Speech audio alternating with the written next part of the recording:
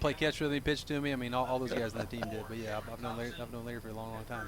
And he's been around for a while, so has Coach Dobson. So let's look at the starting lineups. First of all, we're going to go with the Owasso Rams. And leading off is your shortstop, number 25, Connor Beichler. Beichler at shortstop. Batting second, second baseman, Jack Hammond. Left fielder, number 4, Cameron Thompson, batting third. Batting fourth, the first baseman, Nathan Achenhausen. Center fielder, Nate Wolgamuth, number 29. Batting sixth, third baseman, Brady Green. Batting seventh, the right fielder, Pepe Casey. The designated hitter will be batting eighth, that's Matt Turner. And catcher Trevor Martin will be batting ninth. Pitching is Hayden Tallman for the Rams.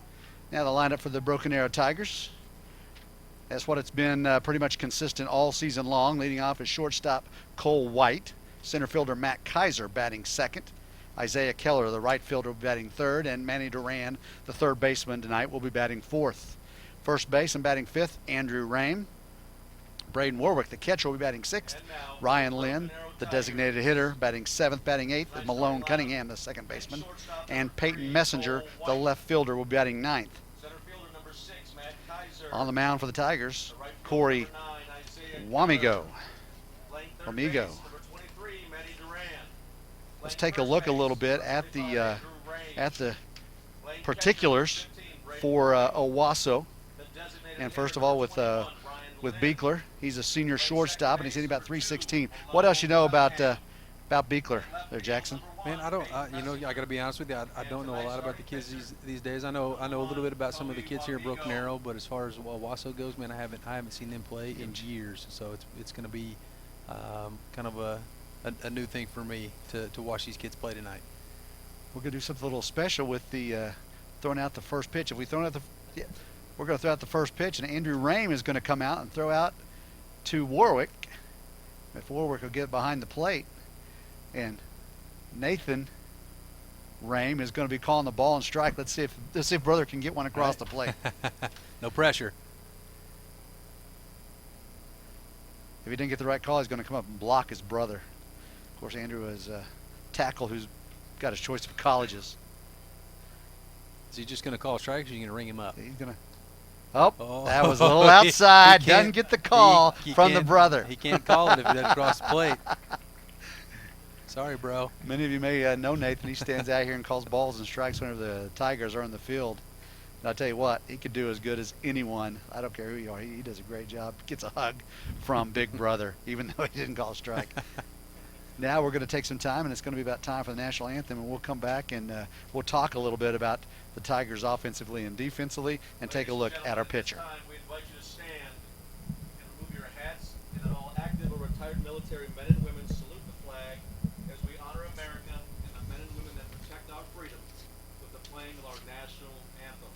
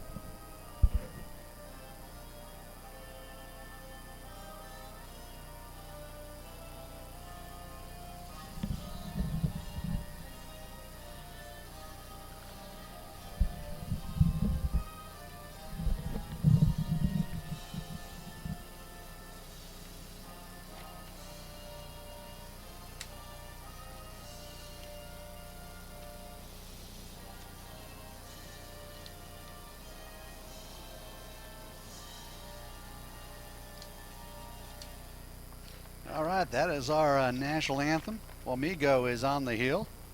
He comes in with actually 3 starts, played 4 games, but has no record.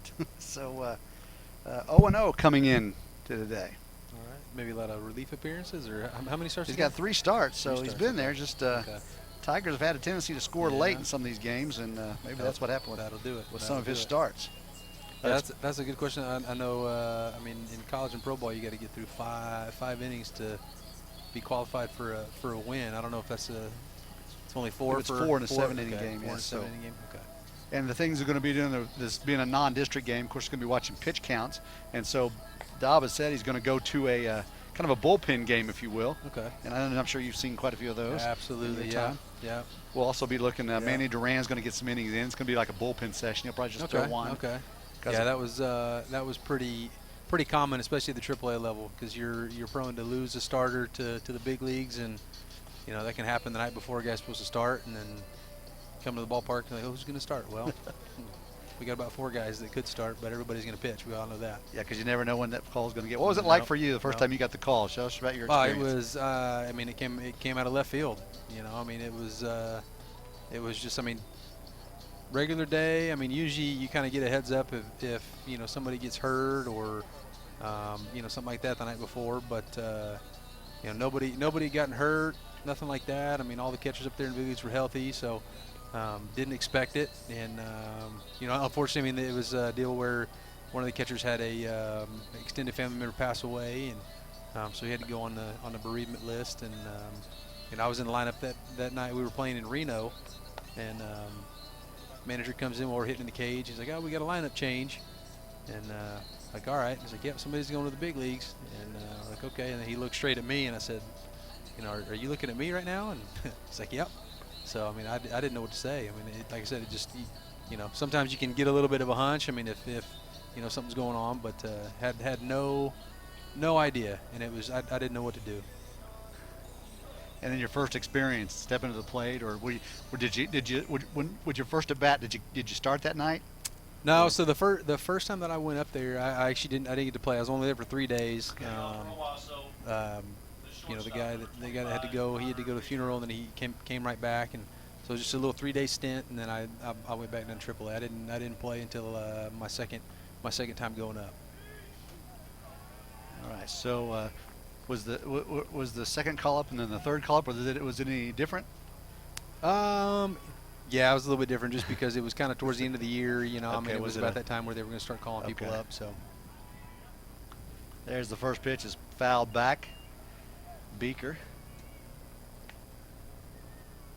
Wogamu's just watching him, or I'm sorry, Wamigo watching him warm up. Looks like that's some breaking stuff he likes to lean on a little bit. yeah, like I said, I haven't seen him throw yet. I mean, I'll keep an eye and see what he's got. Look, he was throwing a curveball in there warm-ups. That one's a little low on the outside part, just missing. So he's got a little bit of life on the fastball. Looking at his numbers there, I mean, I think strikes has been the one Achilles heel for him. Just trying to keep the ball in the zone. 7 strikeouts on the season. He's walked 10. That one's up.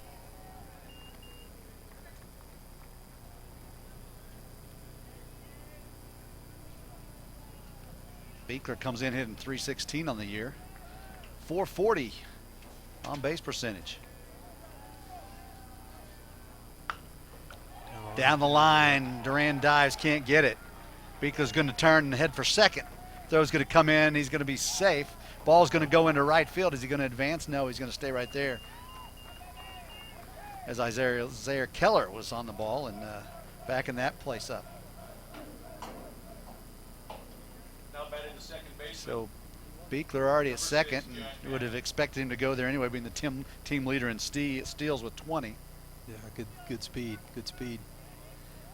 Once he saw it get down the line, he was not hesitating for going No, for. you're always thinking too, especially when that ball goes down the line like that. Second baseman Jack Hammond steps in. Hammond down the line, but that one's fouled. Behind Coach Turner there, who's out of the coaching box. If he'd been in the coaching box, it would have beamed him. All right. Surprised they don't make it. They don't make the high school guys wear helmets too down there in the boxes. Oh, yeah. That's something that should be advised. Yeah, I know. I mean, I know the, which I mean, I haven't swung an aluminum bat in forever, but I know they kind of modified them a little bit to where the ball doesn't come off as hot anymore. I remember some of those bats we used to use. It was, Yeah. it was kind of scary. Well, I remember a player before your time, Justin Deal. His bat was obviously loaded because he could drive the ball way out of here. Yeah. That kid can hit. There's a ball to left. Well, back there. No runners advance. Messenger hauls that one in and gets it in for the first out.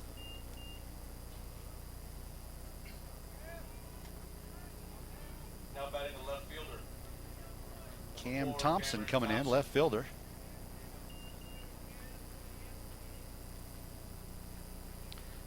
Thompson hitting .301. He has 29 RBIs. Second on the team to Hammond's 30. Fortunately, team in Hammond didn't homers? pick up 31. Yeah, what was that again? Leading the team in homers there? Yeah. Yeah, kid, big kid. Some good size to him. Hitting in the 3-hole, so you know he's got some pop. That one goes foul. He yanked it towards the Tiger dugout.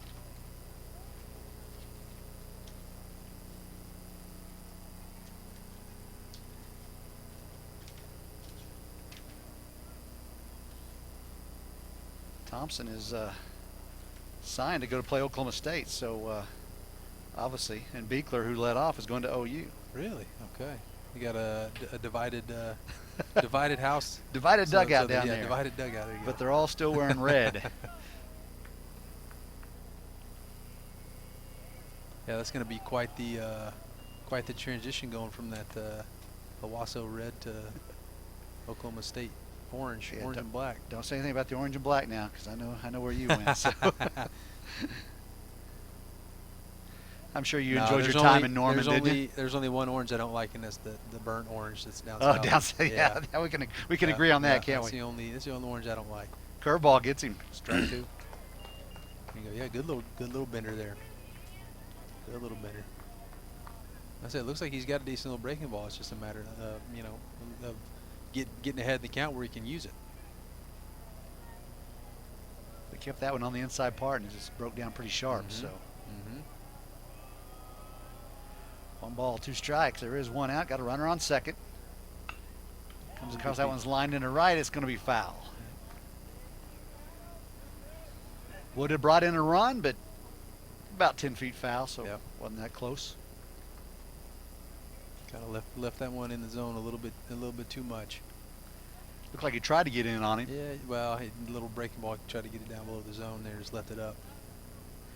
One thing with the aluminum bats, though, you still can, you put it in on him, it's not going to break anything. No, it's gonna it still ding didn't feel. off there. Yeah, it still didn't feel good. Yeah, that's the one frustrating thing. I mean, the ball, you got a better chance of dropping one in over the infield or muscling it out there a little bit. Runner goes from 30, got it easy. Yeah, big jump. That's the one. Well, he jump. still that one on the pitcher. Yep, just timing him there. Didn't look like he was giving him. Well, he was doing the kind of same thing every time. Just Yeah. come set, one look, home. One look, home. Need to throw one by him right here. 2 balls, 2 strikes. Punch out would be nice for the Tigers. Got him. Oh, Got him looking. Attaboy.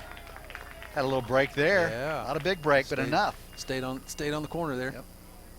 I think he thought it started out a little bit high, but strike out looking. Now batting the first baseman. Number 8, Nathan Ackenhausen. That was one of those at bats. I mean, what was the count there? 2-2. 2-2. Yeah, probably going to see a couple breaking balls back to back there. Nobody really hurt if you walk him. You still set up a double play. Even if you do put him on first. Obviously, he's the one guy that can definitely drive the ball to the ballpark. So Here's another big kid. yeah, it didn't look like he had any homers though. Yeah. A couple doubles, good average. 333. Only driven in 18. I guess that's because Hammond and Thompson get all the rest of them. There's a breaker. This guy looks like he might be a little bit more of a patient hitter. Good. I mean, 20 walks to 12 Ks. That's a good ratio, especially for a high school guy. Yeah, but you wouldn't think in the 5-hole where you want your guy up there driving in runs for True. walk that much, but True. But at the same time, you want him swinging at good pitches. yeah. down and in. So a ball or 2 balls and 1 strike to the big first baseman. That's the one thing as a hitter. I mean, if there's one thing that really holds true, it's you're really only as good as the pitches that you swing at.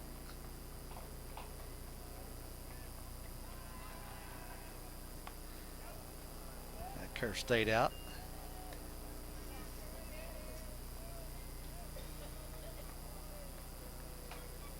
Wolgamuth awaits on deck, the center fielder. May not be all bad to put this guy on and Face the righty on deck. yeah, Yeah. Put a force out up there. There we go. Oh, Okay. got the outside corner. Little sweeper came in there. You might Got might just see enough. you might see another one here.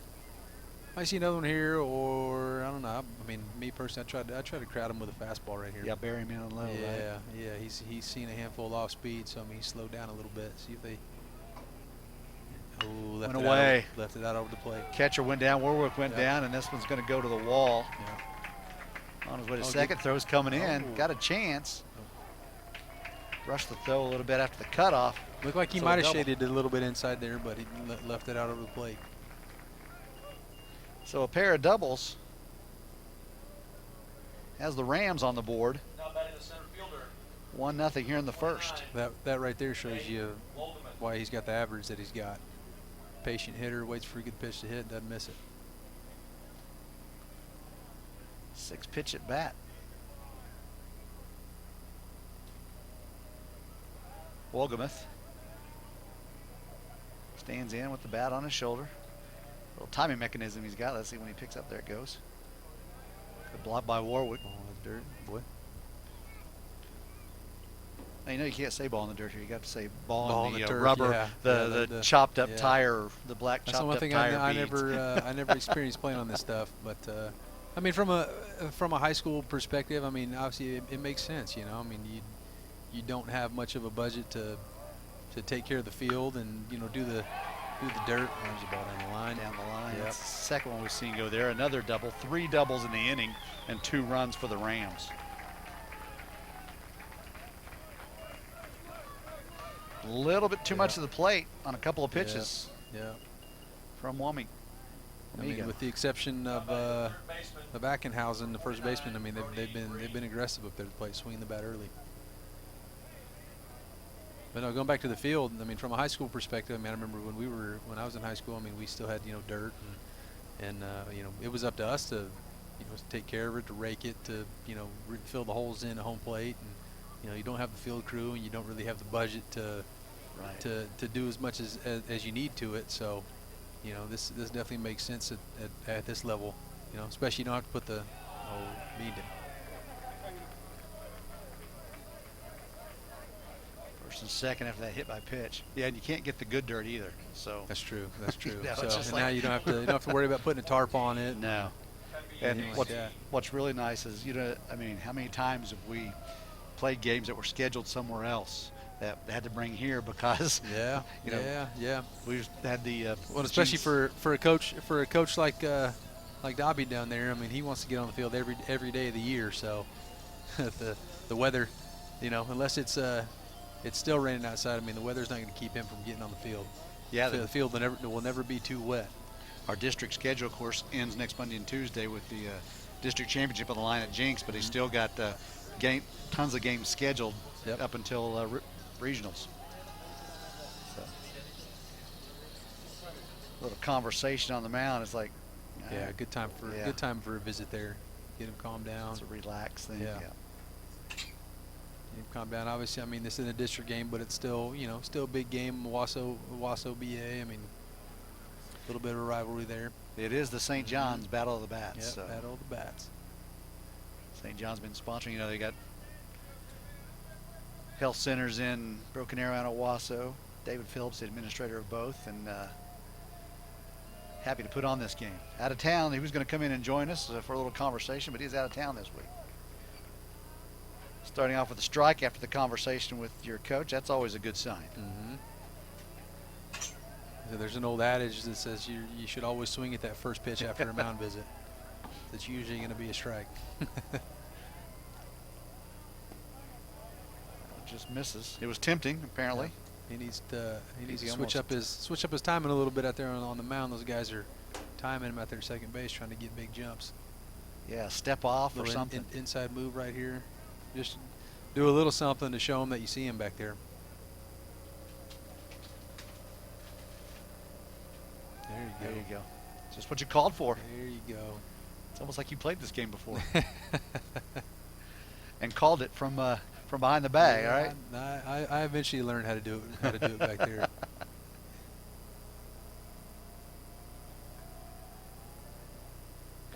So your coaches, you know, when you're in the minors and stuff, did they put responsibility on you to, hey, catch that sometimes when the pitcher's in the rhythm? Oh yeah, absolutely. I mean, we always had free reign to call picks, inside moves. You know, really the only thing that we didn't have free reign to do was call pitch outs, which I was never a big fan of the pitch outs anyways. I mean, I always felt like I could throw them out the conventional way, and no, don't throw it. So Cole White had a slow chopper to him, and it just got it with the tip of the glove and cleanly went under it. I think he got screened a little bit by the runner there. Runner did run through there. But I think we'll have to agree, a little error on Cole. Yeah. So no RBI there. That's the one thing. Casey. That's the tough part right there. I mean, you're charging a ball like that, and you got a potential of running into the base runner. Sometimes guys have a tendency to pull up. You just got to go after it hard. You know, if you hit the runner, you hit the runner.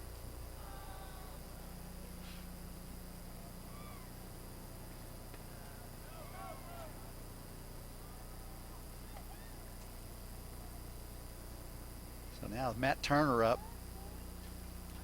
even more trouble with 2 outs. Thought he was out of the inning. Yeah. Amigo was ready to go to the dugout. Looks like this might be his last guy too. I can't see him going too many more hitters here.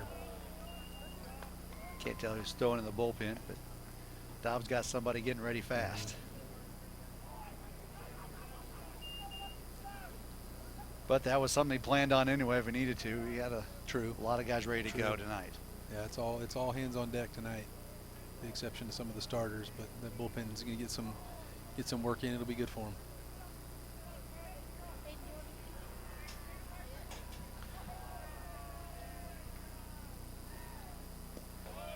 Up 3-0 now.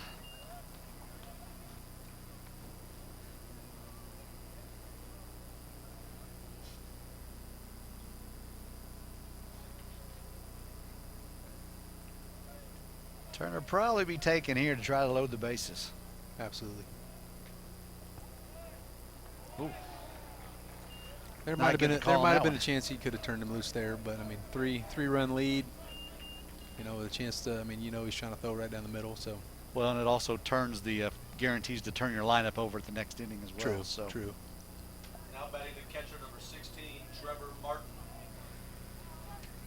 Trevor Martin coming in. Martin only hitting 176, but he has a home run and 11 RBI. So, but also 22 strikeouts. Warwick goes out there to share a little something. It's different though. The scouting reports are not what you would have at the next levels. No, obviously. not quite, not quite. No, they and they keep getting more detailed. I'll tell you what, they do their homework even more than they used to. Oh, and that's going to be it. Yeah, You that's called gonna it be last batter yeah. for. That's what I thought. For I'm Owasso, not sure how many pitches he's at, but it was about time. Yeah. He's laboring a little bit. He's been out there for a while. All right, so with the pitching change here in the first inning, we'll send it to a commercial break, and we'll be back with more Tiger Baseball after this on AeroVision. My kids had just recovered from being sick, and I found myself sick. And it was time for me to get the care that I needed, and I didn't want to get the kids out of the house, so I used St. John On Demand. St. John Clinic On Demand is our innovative 24/7 virtual care clinic. It's accessible from your phone, from a tablet, or from your computer anytime. I registered for the appointment on my phone and visited with a provider and had a prescription called in for me all within an hour. So the type of patient that would use this service is someone that has a minor illness. Angela's case is a perfect use of our services. We came to her in her time of need versus her having to come for us. St. John On Demand is such a great alternative to loading the kids up, getting them to the doctor's office, waiting in the waiting room. So now I'm healthy, my kids are healthy, and I will definitely use St. John On Demand again.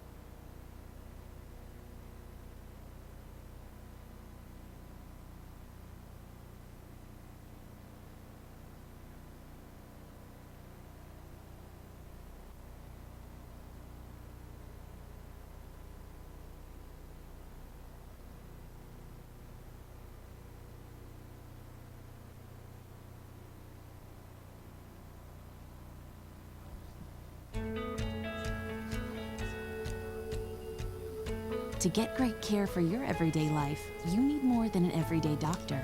You need one that listens. And that's just what Ascension doctors at St. John do.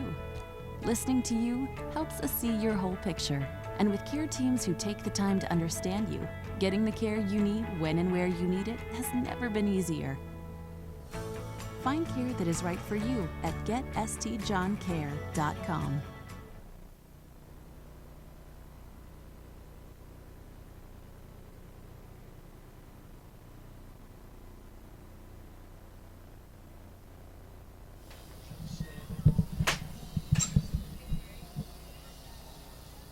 All right, so here come the Tigers. Cole White's going to lead it off. Kaiser and then Keller. And hopefully we'll see Manny Duran as well.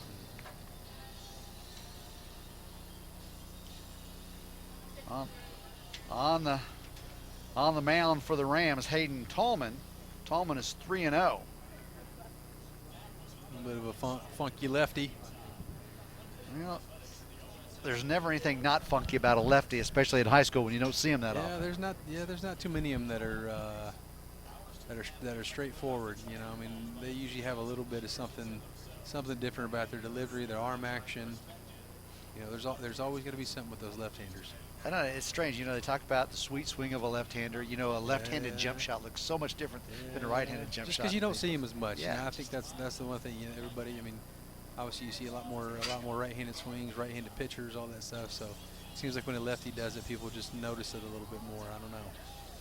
I will say, though, I mean, even being a ball player my whole life, I mean, I will say, you know, the better-looking swings that I've seen or that I enjoy watching come from the left side. Well, the pitch down and in, you know, that's supposed to, you know, left-handers are the ones that really can torture that, and why right-handers can't. Yeah, it's just a matter of they're kind of opening up, going to first base anyway. Yes. So, you know, they're already heading that direction. So why not drop a barrel on it and just start running? Speaking of dropping a barrel and starting to run, let's hope Cole White can do that right here. That's the one thing, you know, after an inning like that, you know, obviously you can't look to match that. You just got to look to chip away. Do something to answer back here, even if you get one across. That, you know, that at least shifts the momentum a little bit back your direction. But if they get back in the dugout quick and pick the bats up again, it can, you know, that can obviously keep the momentum going for them. You definitely don't want to go 3 up, 3 down. No. Got some interesting numbers for this guy on the mound. Looks like he's got a lot of strikeouts. Looks like he's almost got 2-to-1 strikeouts to innings pitched, but got a pretty good amount of walks.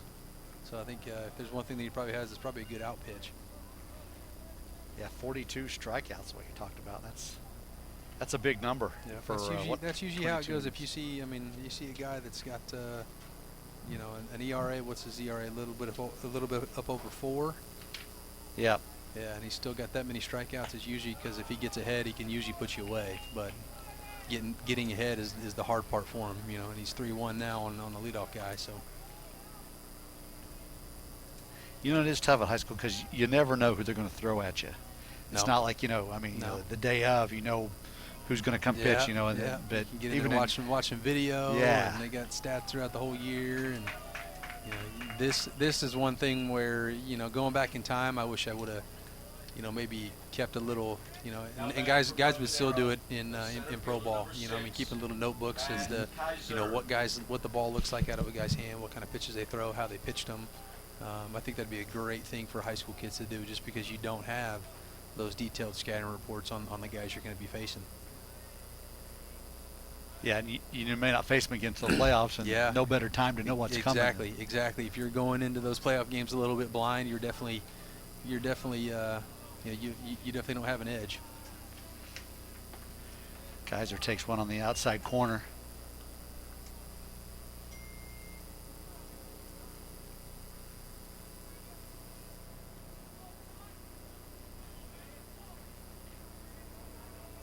Kaiser 338. He's got 27 hits on the season. 4 of those have been the long ball.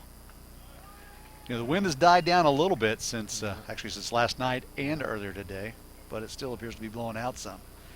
That was one thing I wish. I don't know if I can ever remember the wind blowing out when I played here. Can't tell you how many times I thought I had one, and it ended up getting caught at the warning track. Well, I would say odds are this time of season in the spring that wind is more likely to come out of the south than the north. Absolutely. That's why even though the field here is not real big, you know, it was still pretty nice pitching here. It plays big though, doesn't it? Yeah, just because of that wind. Another check or first. Yeah, not sure about those two. I mean, you got a 6-run lead, and I mean, you're not you're playing station to station on offense right now. If you're the Tigers. You're not putting you don't want to. You know, you're not putting anybody in motion. Well, and as you say that, we hit and run. Or maybe Kaiser's just swinging to protect. No, he's got I don't two know. strikes, so they're not hitting and running. I take that comment back. Well, I mean, it's risky, you know, just because you got the potential of running yourself out of an inning there. I mean, you know, even if it's a line drive somewhere, I know you might be trying to get the defense moving around, open up a couple holes for the ball to get through. But you know, at the same time, you know, hit a line drive to somebody, you're getting double off at first. But you've played for it as he strikes out Kaiser. You played for Dobb, and I've seen him enough, and he'll run at any time. Yeah, he definitely he definitely coaches aggressively, which I mean, I would do the same thing. Yeah, I would definitely do the same thing. especially at this level, because you know you've got to make the other team put pressure on the other team For to sure. make a defensive play. Absolutely. That's one thing at this level. I mean, you definitely you want to put as much pressure on the defense as you can. Keller's going to bunt that. It's going to go near the Tiger dugout and drop to the ground. Here's the thing that lefty can take advantage of the Tigers with two left-handed hitters going back-to-back with Kaiser and Keller. True, especially with, you know, like I said, if there's one thing that he's probably got out there on the mound is a good out pitch. So probably a little curveball or slider that he's throwing that he can especially throw to the lefties.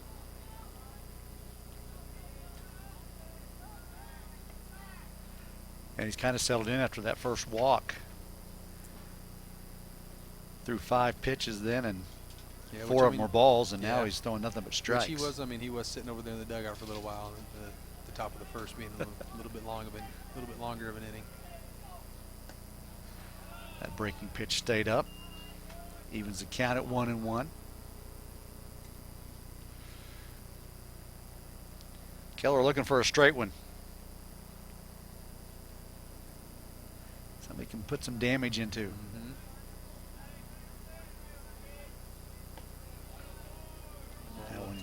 That one's up just a little out of the zone.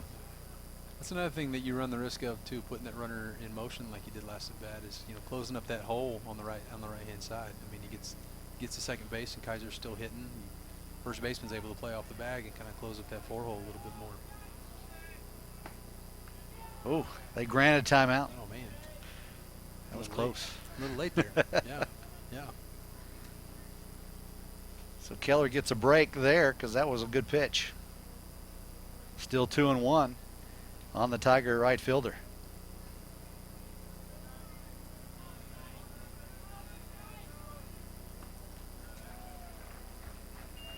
Threw it right there. Yeah. Kind of bailed out on that swing a little bit, A little too. bit, yeah.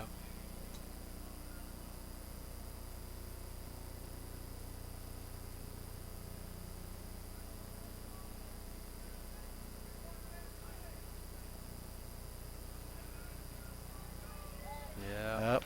And picked out. Just keep running. About to say, he might try to send him again here. So that one doesn't work. It goes 1, 3, 6 Like I said, that's the one on the thing. caught stealing. Yeah, that's the one thing right there. I mean, obviously that keeps the momentum strong for the Rams right there. Yeah, now the Tigers going to have to try to put something up with 2 balls and 2 strikes and 2 outs on the number 3 hitter to do some damage in this inning and then get a run. That one's outside. Like you said, just put up a 1 spot up there. Yeah, just something, a little answer back and say, hey, we're not, you know, we're not giving up. Still a lot of ball game left. That's another thing about staying off a lefty. You just don't see him enough to really understand the move and the. True. There's the drive. Yep. Isaiah's going to get 2 at least. Like I said, this is one of the. Yeah, It's fun to watch him run. That's the one right there. You know, if the guy's on first, he's probably scoring right there. That'll get you an answer back with a run on the board.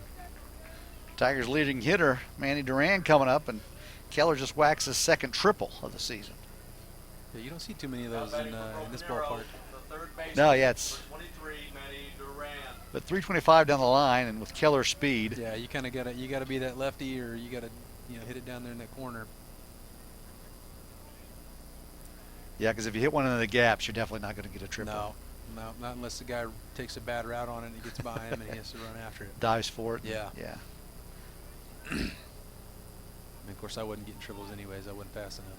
What?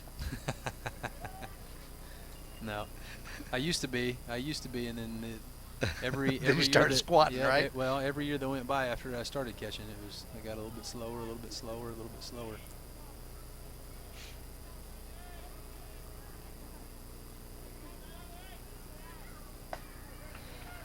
Nice pitch up in the zone to Manning. Kind of swung through it right there to high fastball. Exactly. Those are the ones. Those are the ones that are tough to lay off of. The fastballs up in the zone, they always look good. That's one of those that may have been a pitch either. I mean, a strike either way. It was at a Could've been- good yeah, spot. Yeah, definitely wasn't a bad pitch. Caught him. Yep. Manny looking for something other than the fastball, and he's going to go down. 2 strikeouts for Tallman.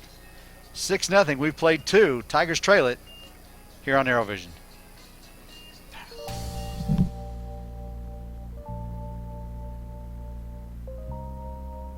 Just a reminder, there'll come a time that they can no longer share a bedroom. That's why we have a complete array of home loans. So that dream of more space can come true. Right on time.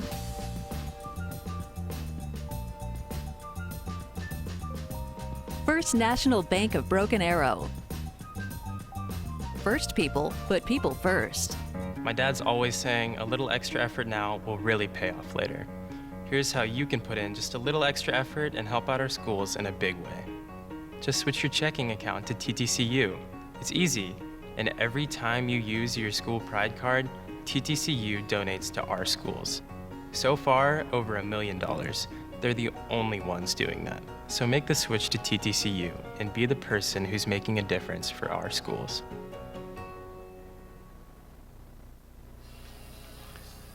All right.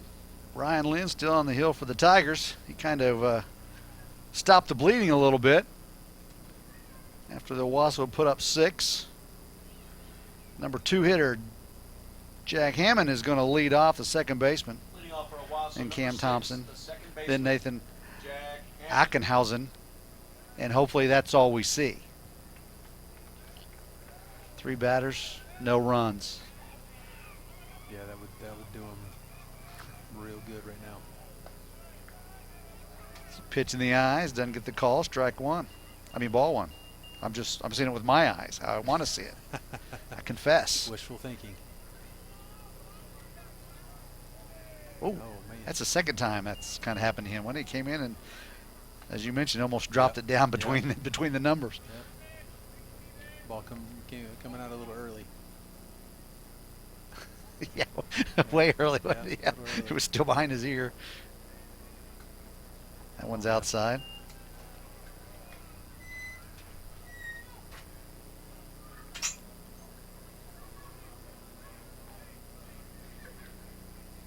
Ooh.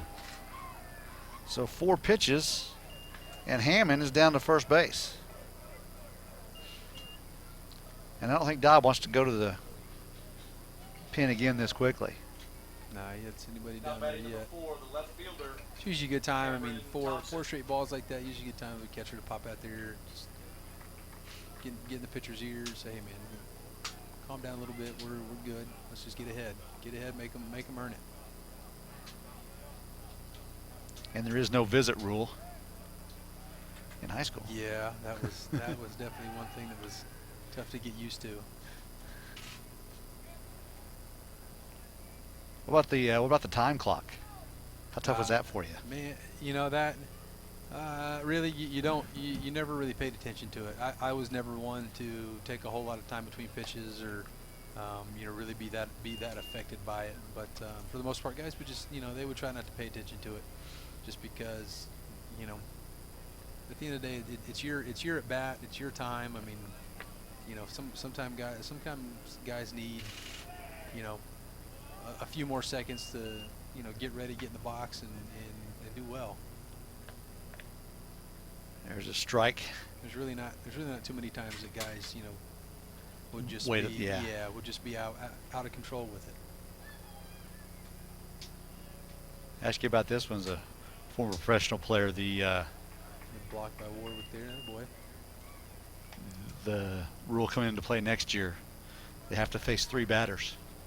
Man, that's going to hurt some guys. That's going to make some guys obsolete. You know, I mean, there's plenty of those left-handed pitchers that made a living getting left-handed hitters out, and it's going to be a little tougher for those guys because they're going to have to turn around and face righties. And at the end of the day, sometimes managers don't want that. Yeah. They want that lefty to come in and get a big bat out, and then do their job and then hand it over to somebody else. Well, I'm sure you've dealt with a guy that just can't find the zone. Absolutely, yeah, that, or obviously that's another big thing that plays into it. A lot of times, like, even with those lefties that would come in and try to get a left-hander out, if they didn't get him out, then they'd still go out there and get him out of the game, but they're not going to have the ability to do that now. That's one rule that I don't understand. Yeah, I don't think that'll have minimal impact if they're wanting to do it to speed up the game, which I think is what it is. But yeah, and that's another part of it. I don't know why they're so eager to speed up the pace of play, especially at the major league level. I mean, I don't think that's definitely not affecting the fan base at all. They're not losing fans because the games are too long. yeah. It's the 2.5 minutes between innings or whatever that is slowing the pace of play. Let the guy go out there and make his 8 warm-ups, and then I mean, let's go play ball. Especially at the big league level. Yeah. I mean, you got some promotions that are going on or whatever it might be, guys taking their time getting out of the field. I mean, that's the kind of stuff that slows the game down. I mean, all the rest of it, that's part of the game. Switching pitchers, playing matchups. I mean, that's what guys enjoy. That's what guys enjoy about the game. Especially, I mean, that's why a lot of people are partial to National League Baseball, because it's baseball in its truest form. Now batting the first I mean, baseman, it makes you have to number plan 8, ahead Nathan and make more Ackenhausen. decisions. And American League, not that it's easy being a big league manager, but if you're managing a team in the American League, you definitely don't have to plan for hey, what am I going to do with the pitcher in the 5th, 6th inning if he comes Exactly. up. And, we're in a tight spot. I mean, who am I going to use to pinch hit? Who am I going to get up in the bullpen? Yeah. I mean, you got to be thinking 2-3 innings ahead. Yeah, you come out, and like you said, the 5th or 6th, your pitcher's throwing pretty good, but you're still down 2, and you've got 2 guys on and nobody out. Yeah. What do you do? Well, in that situation, you probably bunt, but Dobbs going to make it. Oh, no, it's not Dobbs. That's our pitching coach coming out. Going to have a little chat. So we've walked into 2 straight walks to start the inning and 1-0 on batter number 3. So Tigers having some trouble now finding the strike zone.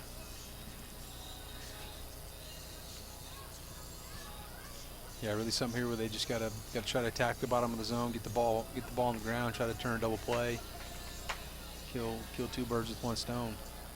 How many times whenever you went to the mound with the pitching coach, was it about mechanics, and how much of it was about, hey, take a breath, calm down? Man, I can't stress enough that as a pitching coach and even as a catcher, you don't want to get out there and be mechanical. You don't want to talk about mechanics. You don't want to get inside their head where if they're already struggling a little bit at those strikes, you definitely don't want them thinking about something else. You basically you want them to compete. You want them to maybe change their focal point on a certain pitch. Like, hey, where are you looking? Are you looking at the glove? Or try looking below the glove, or wherever they might be looking. You might want to try to change that before you sit there and say, hey, stay on your backside, stay over the rubber. Break your hands early, or whatever it might be. I mean, you start getting too mechanical out there, guys start thinking way too much. And if there's one thing that it's that old, there we go. Oh, come on, just get it out. There Got you the go. first one. Yeah, if he didn't get a piece of it, that's a double play right there. Tailor made. But it works anyway to at least get 1 out. 1-4-3 on the put out. But yes, Back and I'd never go out there and talk mechanics. I'd basically just try to calm a guy down, or just talk to him about getting locked in, and nothing mechanical.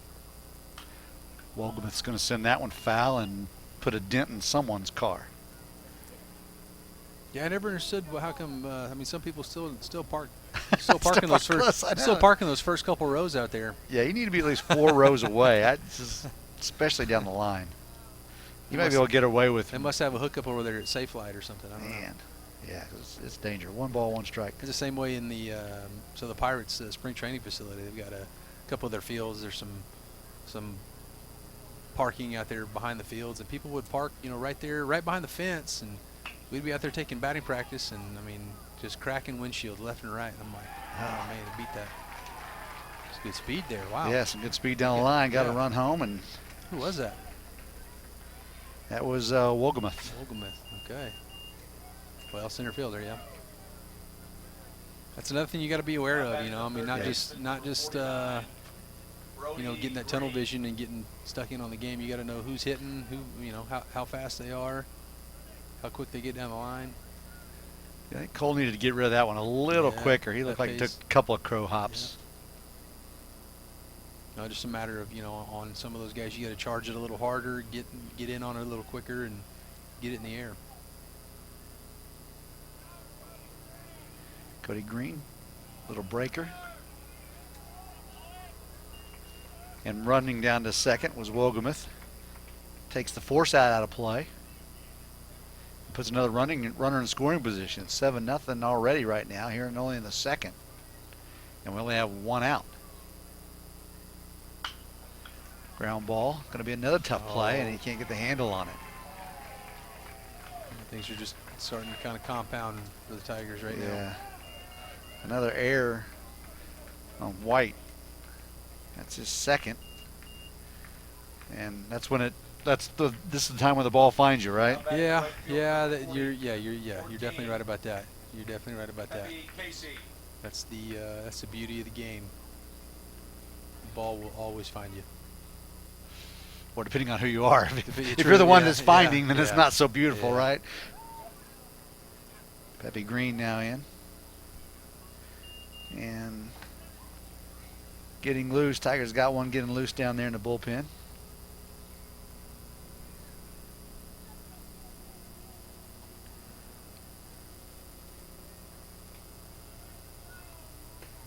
There's a strike. There's still plenty of baseball left. You know, all it takes is one little spark to get something going, and you know, in games like this, it's all about mindset. You know, I mean, gotta have that mindset of, you know, hey, why not? Why not us? I know we're, you know, eight runs in the hole, but game ain't over. It's not over till it's over. Well, and tradition of this game tells us that it kind of is over even before it started, because it's the visiting team has won it every year. That is well, that's true. Yeah, but we you might know, as well just. But at the same time, I mean, history doesn't always have to repeat That's itself. right, and that's what I was pulling for this year, and still pulling for.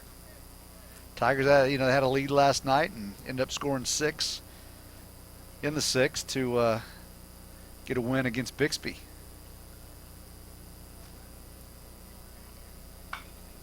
That one's pulled foul near the Tiger dugout. Count is full on Casey.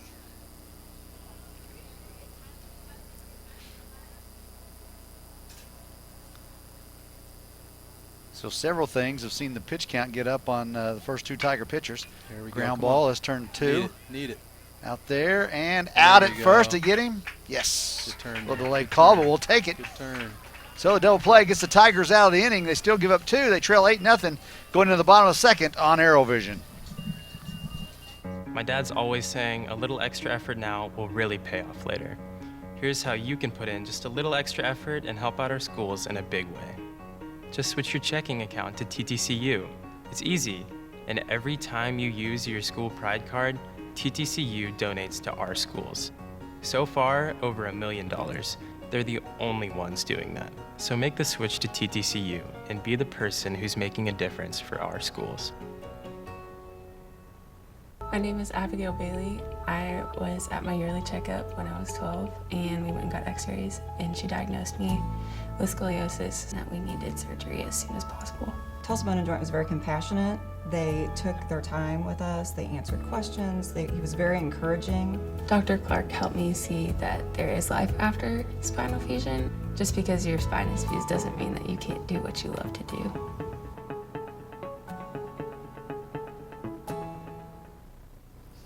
Tigers sending 5, 6, and 7 back up to the plate, and Andrew Rame, Braden Warwick, and Ryan Lynn. So Lynn comes in and throws. He's also the DH.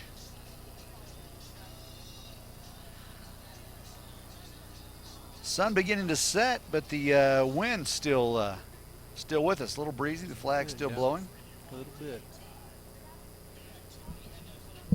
So, I know what I was going to ask you about whenever you were talking about going to the mound and talking. You guys never talked about wedding gifts, I'm guessing, did you?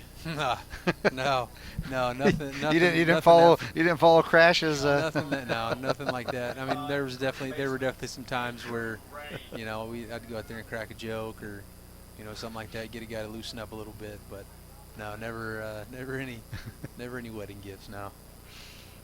I've heard candlesticks. Candlesticks make for a good wedding gift.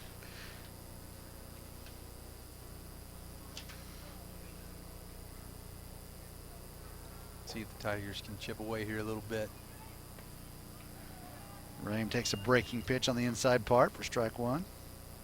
Makes it a little hard, a guy like Tallman out there, obviously, good strikeout numbers. You give him an 8-run cushion and he's able to kind of settle down a little bit and not have as much pressure on him and, lets him kind of.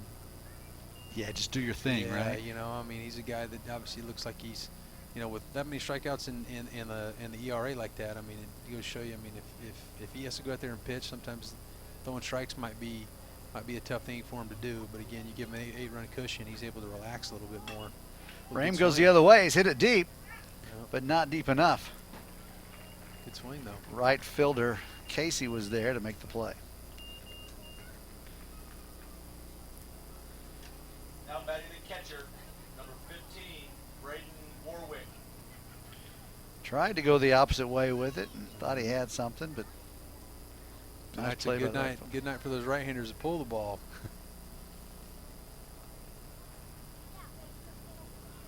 Yeah, it would have been a little different story if we could have got around just a little quicker. Right. Use that wind. Know your elements. Up in the zone for strike one to Warwick. That's true too. There were, I can't tell you how many times there'd be ballparks that we play in that the wind would be blowing out one direction, and that was your approach. Hey, I'm gonna use it. It's blowing that way for a reason. I'm gonna use it.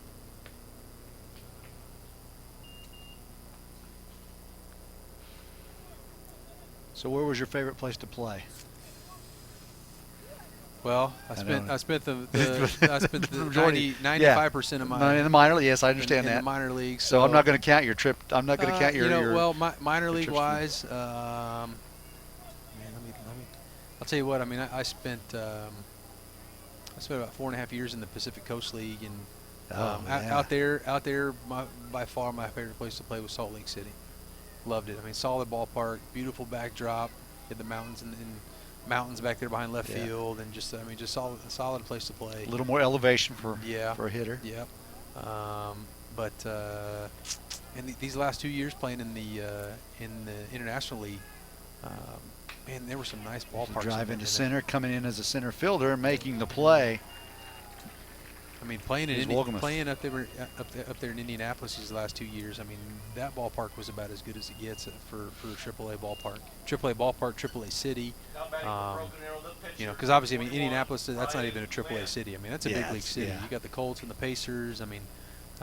Just a really, really great atmosphere to play in, and a heck of a ballpark too. And they're doing such a great job with the minor league parks now, make them so much nicer. Yeah. No, you're right. You're right about that. Especially once you get that AA level. Another good swing there. Drive going to be caught again. Some good contact, but right at some people. So the Tigers go 3 up, 3 down in their half of the second. Going into third, BA trails it 8-0 on Aerovision.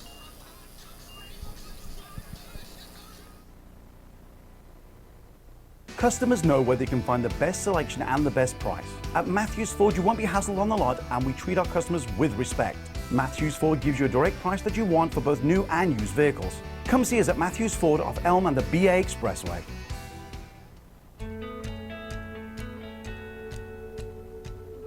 To get great care for your everyday life, you need more than an everyday doctor. You need one that listens. And that's just what Ascension doctors at St. John do. Listening to you helps us see your whole picture. And with care teams who take the time to understand you, getting the care you need when and where you need it has never been easier. Find care that is right for you at getstjohncare.com.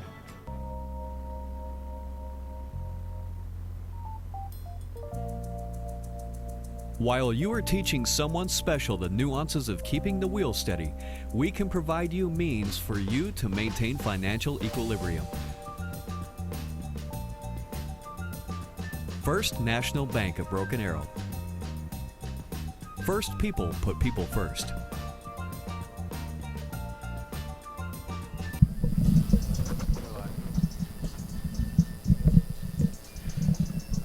All right, Tigers need a shutdown inning. Lynn still throwing out there. And he's going to face bottom 2 of the order. Matt Turner and Trevor Martin, then back to the top with Beaker.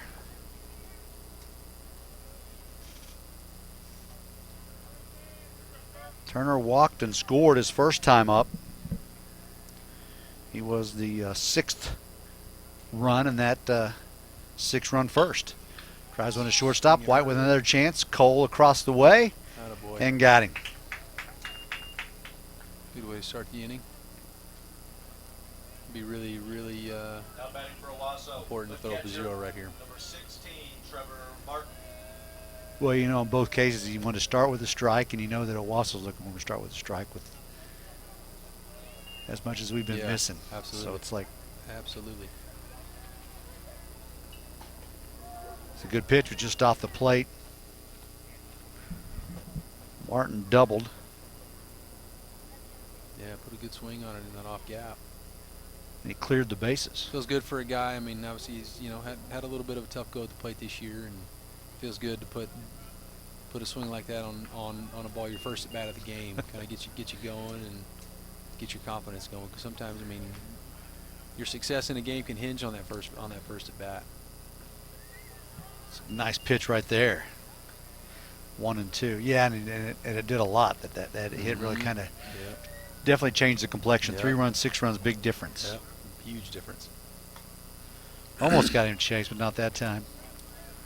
2 and 2.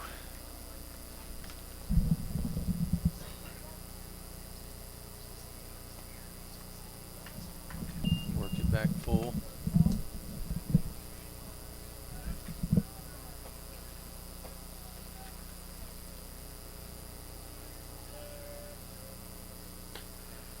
Got him to chase. Yeah, nice little pitch away. Fishing a little bit.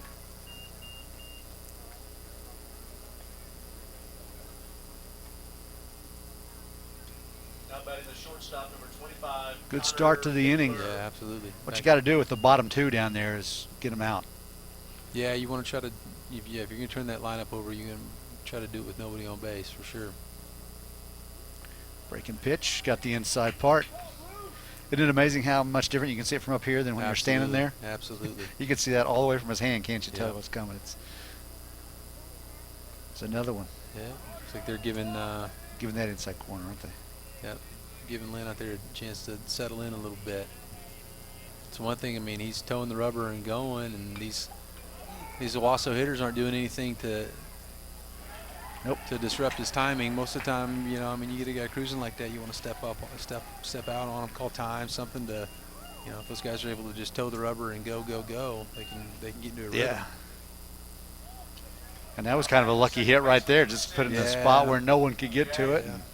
Yeah, right there in that triangle. Yeah. A good push bunt right there. And we know Beekler's got some speed. So we saw that on the opening double he hit and stole third. Yeah, probably looked to go pretty early. Ooh, back up the middle. It's going to get through. Beekler's going to turn and go to 3. Here comes the Come throw. up It's and going to get be him. late. Good No, throw. maybe he got him. Oh, Close good play. throw. Close play. Closer than I thought it was going to be. Yeah, Runner yeah. behind him advances. That's Hammond. Yeah. That throws a little bit more on the bag. He's got him. So Kaiser made a nice strong throw, just a little bit off the bag, but again came up closer than I thought he was going to. I thought we didn't have a chance. Good base running by Beekler, definitely showing the speed off. Yeah, and like I said, they're in a position to run the bases aggressively right now. It's always like, hey, make them make the play to throw you out. Mm-hmm. Because odds are it doesn't happen very much. Swing and a miss. Good breaking ball right there. Thompson did strike out his first time up.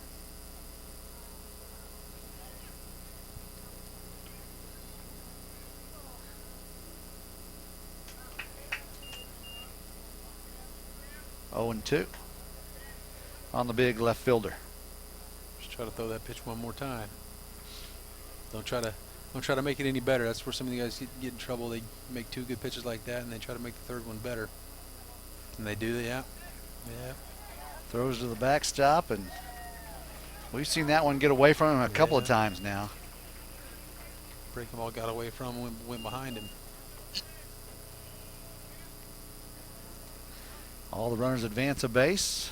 I say that's one thing I'd always try to preach to the pitchers is, hey, you make 2 good pitches early in the count. You're not trying to do too much with it. You're just trying to keep it down out of the zone, and then he does what he wants to do with it and gets the swing. Well, tough break there for the Tigers. They almost had a perfect inning, a clean inning, other than an infield single. But they give up a run, and it is 9-0 the Rams here on Aerovision. Happiness is getting what you want. But first, let me explain how I got here. When I needed a vehicle, I went online and saw tons of ads. Click here, buy here, come here. So overwhelming. I want the best price and selection with the least hassle. So it's simple. I clicked on MatthewsFordVA.com, made an appointment to take a test drive, and was greeted with a warm handshake and the fantastic price that matched what I saw online. Click, shop, drive at MatthewsFordVA.com, only in Broken Arrow. My dad's always saying a little extra effort now will really pay off later. Here's how you can put in just a little extra effort and help out our schools in a big way. Just switch your checking account to TTCU. It's easy, and every time you use your school pride card, TTCU donates to our schools. So far, over $1 million. They're the only ones doing that. So make the switch to TTCU and be the person who's making a difference for our schools.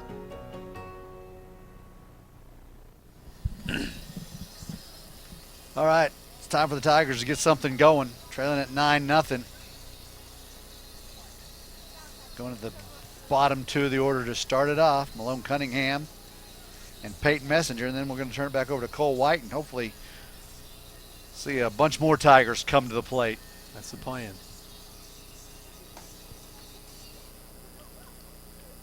Jackson Williams alongside of me. A Tiger All-Stater. Played at the University of Oklahoma. And then saw some time with the Giants and the Rockies. Yeah. Now I'm getting used to the life after baseball.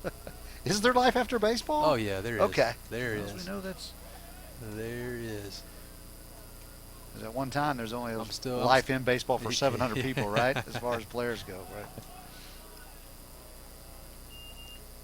That's the amazing thing. You get up there and you're one of 700 of all the baseball players in the world. Yeah, I mean, when you put it like that, it definitely, it puts it into a little bit different perspective. I mean, that's one thing that you kind of, I wouldn't say you take it for granted, but you definitely lose sight of it from time to time. Just how lucky you are to be able to do it for that long of a period of time, and just do what you love every single day. Yeah. There's a lot of people that have tried to get to where you got, even for 14 games, and didn't No, you're get right. there. That's. I mean, it's definitely one thing that I definitely try to not lose sight of, just because. I'd always think about guys that I played with that were done playing, or that didn't have as much time to do it as they wanted to. That one's going to go foul, and the count is back to even now, 2-2. After being ahead 2-0.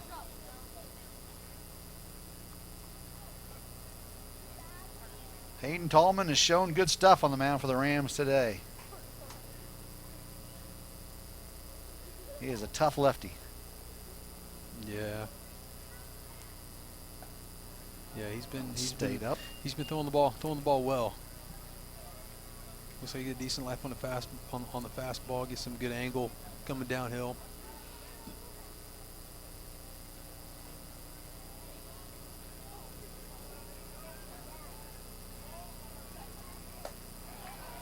Strike out there. Noticing with him, he stands on the third base side of the rubber.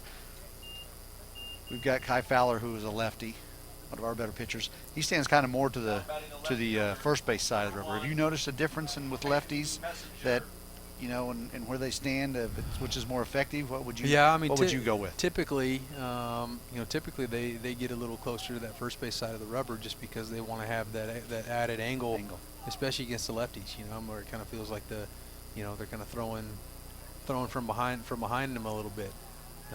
There's not too many of them that sit on that third base side of the rubber. You know, righty's a little bit different because, I mean, even as a righty-righty matchup, I mean, it's not really.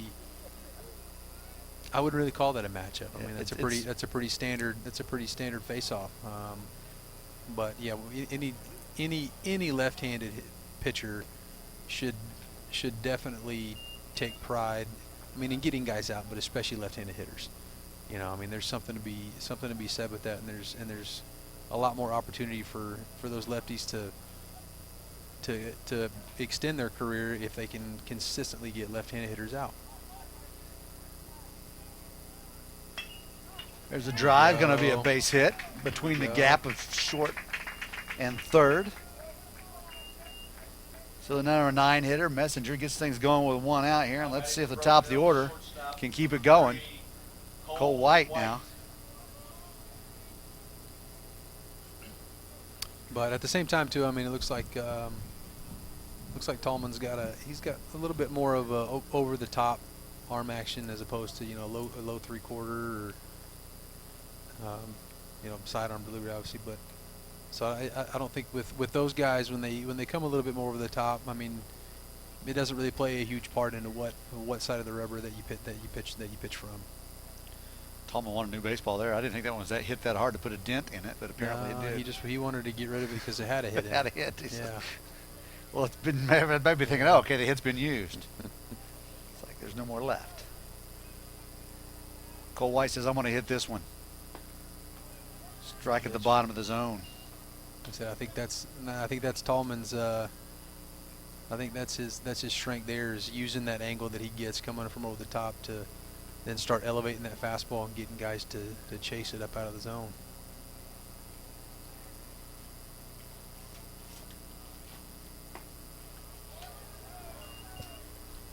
Tallman's committed to go to UCO.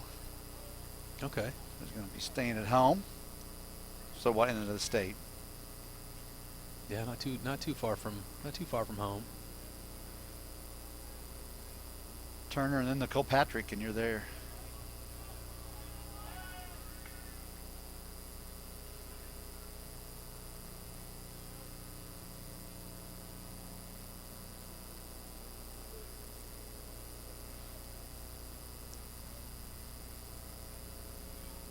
One out for the Tigers here in the bottom of the third. Got a runner first. Bluff's going. Just Messenger, and that one stayed high. Had him fooled right there. Missed up out of the zone. Even trailing by 9, Dobbs got his runners jumping around over there, but be careful with the lefty. Yeah. We've seen it happen already once. At this point, you just got to try to put the ball in play. Put the ball in play. Put some pressure on that defense. They haven't had to work too hard tonight. Tigers have 2 outs. 2 hits, a triple from Keller, and then a single in this inning by Messenger. Keller's triple came after Cole White was picked off trying to steal. Take on a ball in the dirt right there. Or a ball in the turf, rather. Ball in the turf. Got to get used to saying that.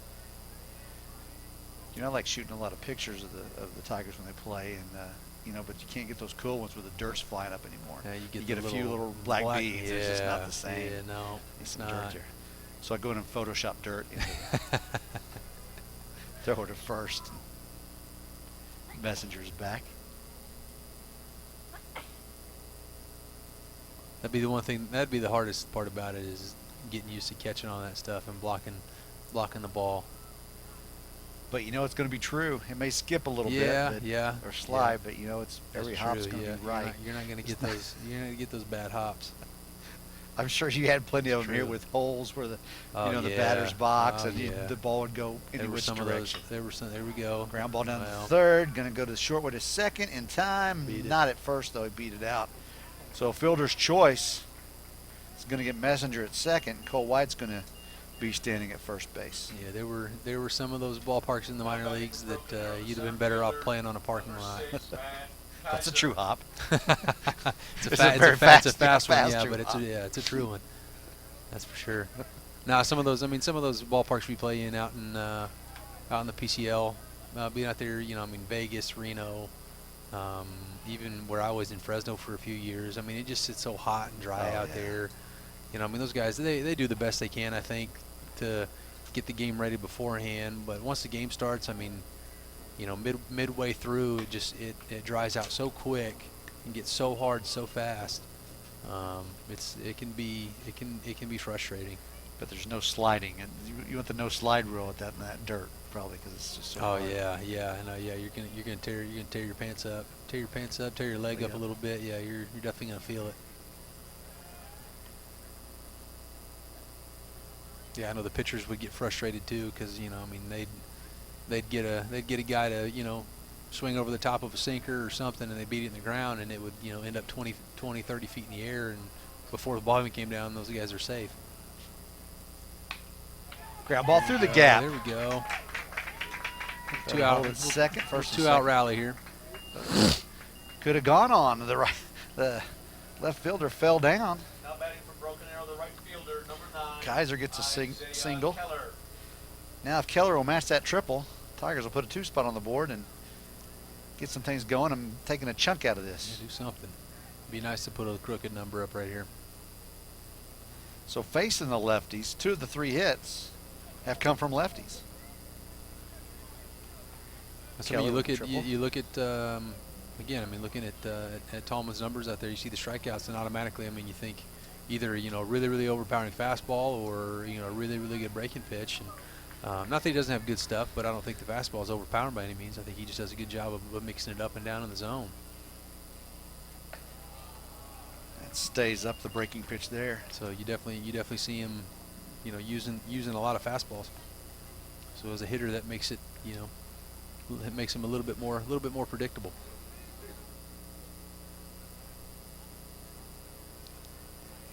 Starts out with a breaking pitch there, though, and let's see what he comes with here on ball 1.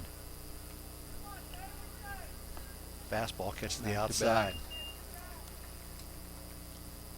That's one thing too, though. These coaches over here for the Rams.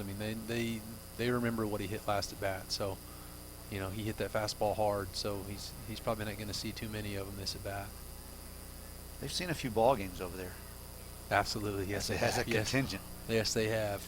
Yes, they have. They said I'm not even sure how many years Larry's been there, and then is it Holloman? Yep. Holloman. Steve Holloman. Yep. His assistant. They've been there together. I think for almost the same amount of time. At least 17, 18 years, because that was whenever I got into high school, and they'd been coaching there for a while at the time. So. Well, Turner is an Owasso grad. I think he's in the early 70s. Okay. So, if you want to count those years that he's been there. Yeah. It's almost like he's never left. Ooh, close pitch. No, you're right. You're right. And I went down there and talked to him before the game, and it'd been a long time since I seen him. And his oldest daughter, Tiffany, she's doing stuff with the baseball team as well, and she's teaching at Owasso. His other daughter, she's the volleyball coach. So it's a family affair, man. They've got it. They might name a street after him out there in Owasso. Or change their logo, the Owasso Turners. Yeah. Have a little caricature of the coach there on their batting helmets. And definitely a legend of Oklahoma baseball. Yeah, absolutely. Absolutely. Oh, Keller swings and misses, pulled off that one. Strikes out. Tigers get nothing again. A couple of hits, but no runs, and they trail it 9-0 as we go to top of 4.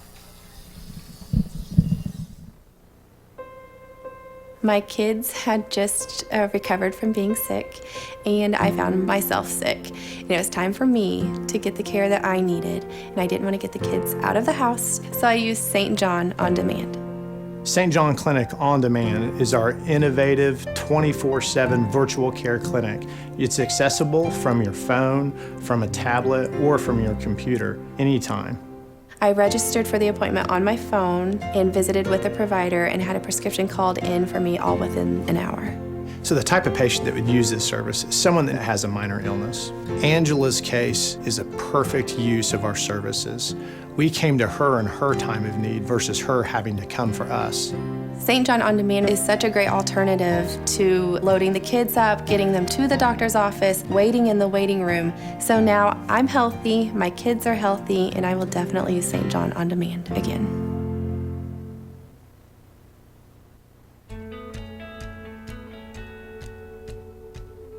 To get great care for your everyday life, you need more than an everyday doctor. You need one that listens.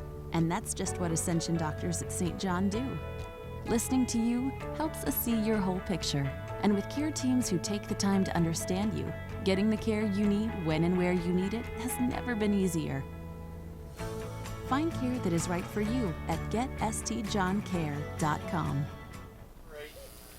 All right, welcome back. Here we are, the top of the fourth. Tigers on the short end, and new pitcher in Gabe Sutterfield coming in for the Tigers.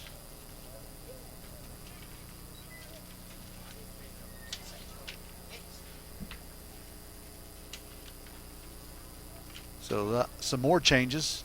Looks like Dobbs maybe doing. Yeah, he's got some other players going in. I have to look and see and check that out. Some defensive changes substitutions.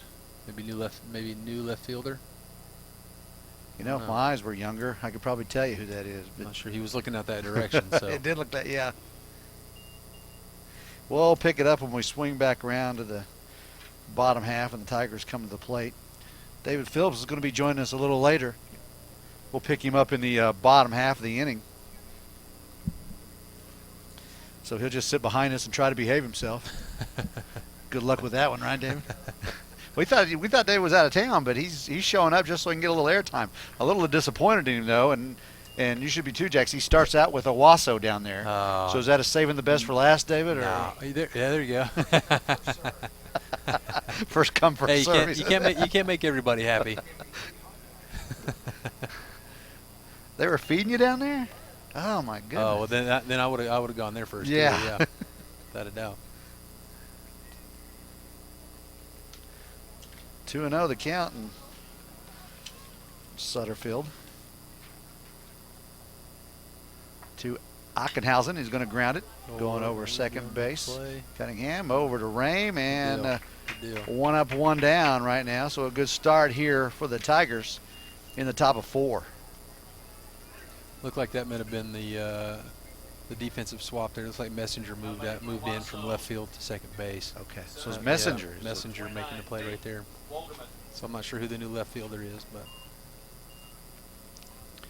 looks like the rest of the guys are still the same. Little foul ball down the side. Get there. Ooh, did he get it? Nice play. Nice play. Tough play the right big there. left tackle showing some Yeah. good feet and good handwork, going to the fence and pulling that one in. Wait a minute. No, he did not knock the fence down. It wouldn't. Ran right through it. Ran right through the chain link. It wouldn't have stood a chance. The wood would not have. Yeah. Wouldn't have stood a chance. We'll try to get all these changes. Breaking pitch catches just the inside. Two quick outs and a strike one.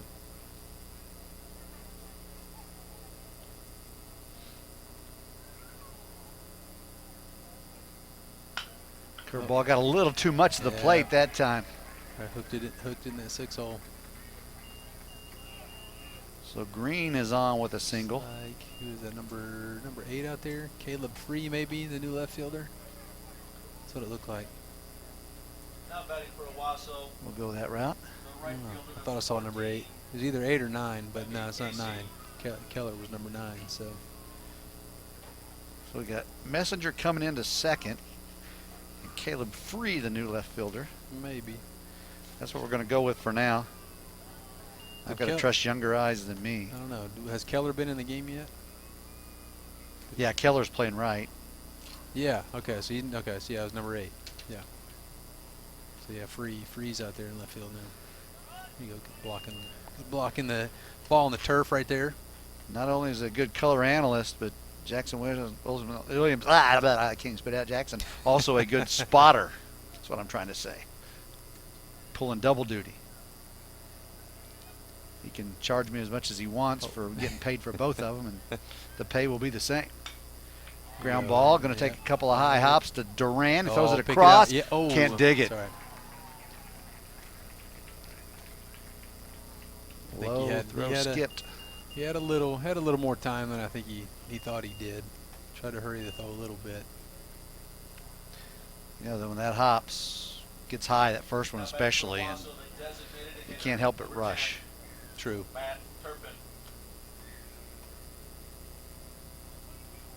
Especially, I mean, that was Wolgemuth, correct? Right. With the throw? No, with the hit. Oh. He's the one that hit it. Yeah. Oh. No, it was Casey. Casey. Okay. Casey, yeah. Okay. Wolgemuth had fouled out. Yeah, that's right. Then that's Green right. got the single, and then Wolgemuth with the infield Let's say hit. I could see if Wolgemuth's running there, yeah, you got to hurry because he gets down the line quick. But 1-1 to Turpin, the designated hitter.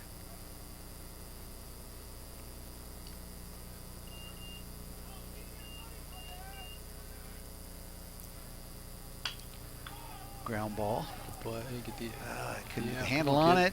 Can't get it. Range stretches. Wasn't going to be there in time anyway.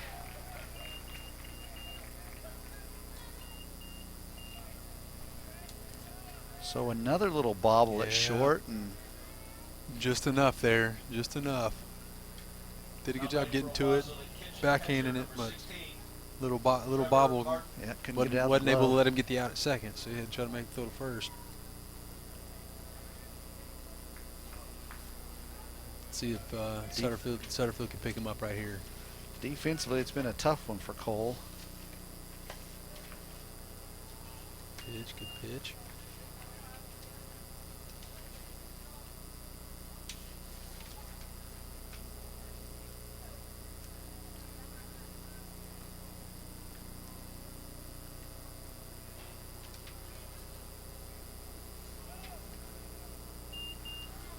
Two and 0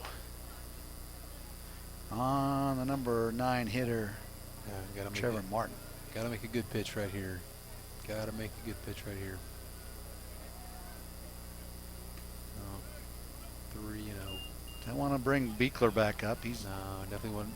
Started off the inning so well, and then it's just been that third out's been elusive. Happened in the first as well. We'll finally get one across right there. Yeah, you're right. Sometimes it goes that way. You know, it's hard to stop the bleeding sometimes. Good pitch there. It's going to be going to get out of play, I believe. It's coming back, circling back. Oh. Yeah. The dreaded triangle, just enough of it. Second baseman couldn't get there. Keller made a little slide to try to get there and out of the reach of Rame, having to run almost straight back. But it is a strike. Yep. Count is full. Payoff pitch here with 2 outs. Runners are going to be in motion. Sutterfield has battled back in it. Got to put it in play here. Again, like you said, I mean, you got top of the lineup coming up. I mean, this is the guy you want to go after. Got the inside corner. Nice pitch from Sutterfield. Gets out of the jam. Well done. All right. We're going to take a 30-second break. Then we're going to be talking with David Phillips, CEO of St. John, Ascension of Broken Arrow, and Owasso. So let's take this 30-second break, brought to us by St. John, and we'll be back with Mr. David Phillips on air. My name is Abigail Bailey. I was at my yearly checkup when I was 12, and we went and got x-rays, and she diagnosed me with scoliosis and that we needed surgery as soon as possible. Tulsa Bone and Joint was very compassionate. They took their time with us. They answered questions. He was very encouraging. Dr. Clark helped me see that there is life after spinal fusion. Just because your spine is fused doesn't mean that you can't do what you love to do.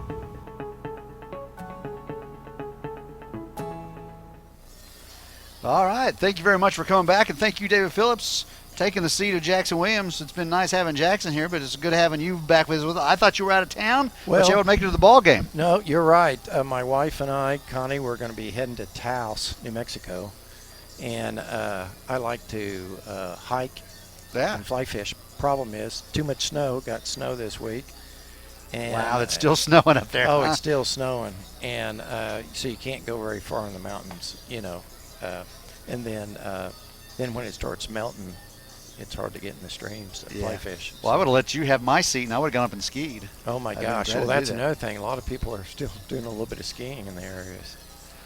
But Colorado, with all the storms that are coming through, producing snow up there, so it's been a crazy season of weather all across the United States. But it's been I'm going to say it's been a great start to the halfway through the year almost for St. John. Tell us a little bit about how things have been going this year and what people can expect from going and visiting St. John if they have to do that. Well, it's been great. Broken Arrow, St. John Broken Arrow Hospital and Owasso have been recognized recently with some national awards.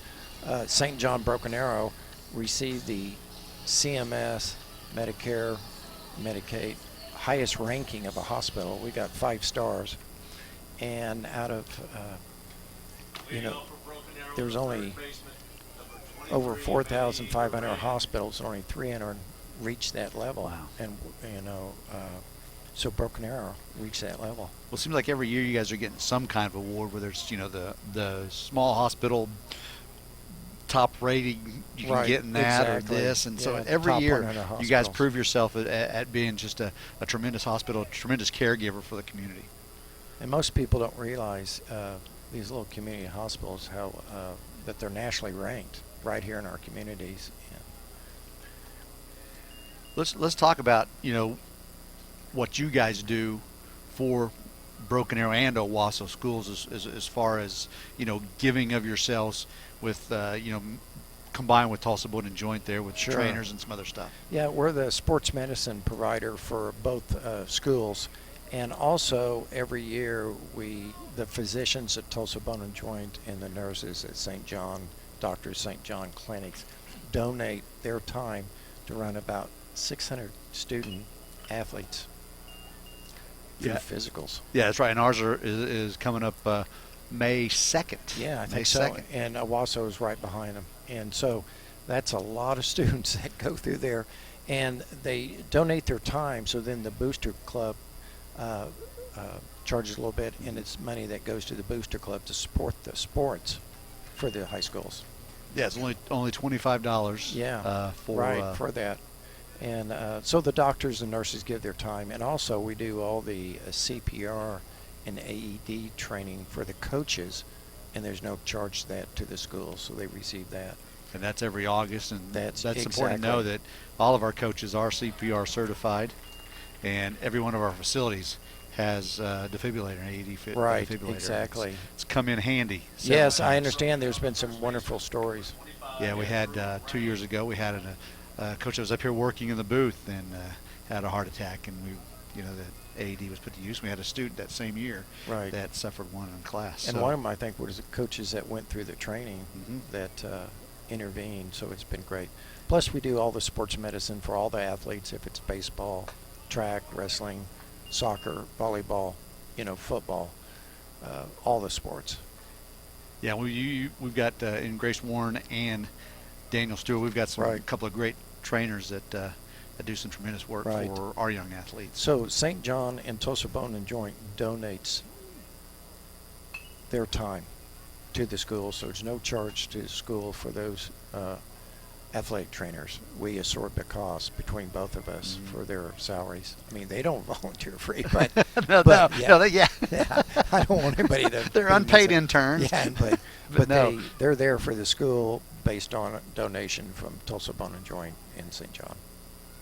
What was it that drove you guys to become so involved with schools? Well, it's very interesting. Since we have a hospital, we built St. John Owasso and opened it in 2006, and then Broken Arrow in 2010, and so we're the only hospital system in Tulsa that have a hospital in each market, in each community. So we invested millions of dollars to build these state-of-the-art hospitals, and so. The student athletes in the community, you just need to be involved. If you're with the chamber or with the school and the community. So that's how we got started. And then the Battle of the Bats. There's one. It's going to be up. It's going to hang up. And little left field Thompson with the play. 2 outs for the Tigers. Okay, go ahead. I'm sorry. So, yeah, no problem. So, football gets a lot of attention with rivalries. So we have these 2 excellent high school baseball teams that have been nationally known and ranked at times. And we said, hey, why don't we have like St. John Battle of the Bats? And it's actually, my wife came up with that title. We were at dinner with a brother-in-law who's a big baseball fan, and we were kind of brainstorming. And I know that you are a big baseball fan, of course, more so than this is probably one of your favorite sports, right? Yes. We've talked about that before. Oh, yes. I just like all sports. I think when you see student athletes getting out there, and it's a great game. It's always fun. Always fun. And people, of course, have seen you on our video board with stuff, but also know that St. John's Tulsa Bone and Joint, a good sponsor on our video board during the football season. Yes. And you guys recognize a student of the week, right? For that, who's going to go into some kind of medical field, right? And I think we appreciate what you do there, and we get to show them off, and you give them each a little award and that kind of stuff. Yes. I know they appreciate it. It's great. We want all the students to be recognized as much as possible. Not the student athletes, but it could be somebody in the sciences, and we need to recognize everybody. But boy, what a beautiful evening for a baseball game. It is. The wind is kind of. Oh my gosh. The flag is now no longer moving. It's just kind of hanging there. You can't even really see it. It's usually at this game, traditionally, it's really pretty cold. If you're sitting out there, but you guys are in the box here with. Yeah, it's nice in here. Drinks and hot chocolate and coffee and back rubs. And, I hope we don't back rubs. Yeah. I hope we don't have what happened last year at Owasso with a foul ball that hit one of the lights, and then it was just glass rained down on no one was hurt, but it rained down on some Broken Arrow fans. And I was on the side of that. I think there was a baseball movie, The Natural. The Natural, yeah. But there was no lightning or anything. And Robert wasn't there. He wasn't there. I think I was the closest thing to Robert Redford there that night. I think you were. That's what I hear.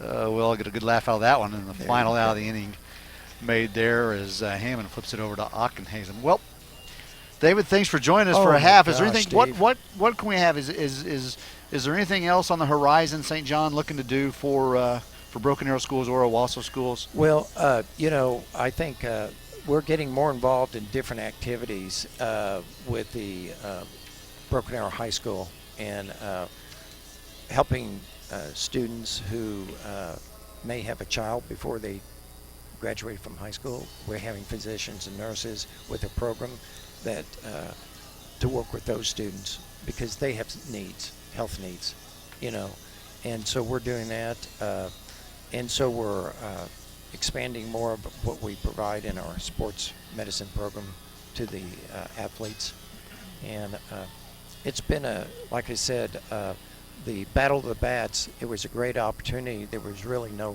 recognition for these 2 teams, and we had this custom-made trophy.